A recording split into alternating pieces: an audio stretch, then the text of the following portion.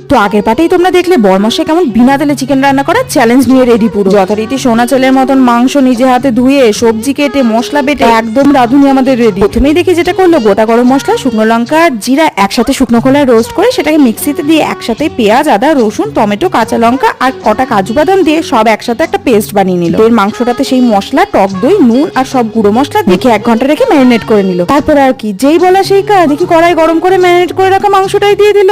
তেলের এক ছিটে ফোটাও দিল না রে বাবা। সত্যি বলতে আমার তো দেখেই ভয় লাগছিল, বাঙাল মানুষ ভাই, তেলে ঝালে ডুবে থাকি যেখানে, মাংস নাকি 1 ফোঁটাও তেল ছাড়া। যাই হোক, এরপর তো খালি একটাই কাজ ছিল, কষানো আর কষানো।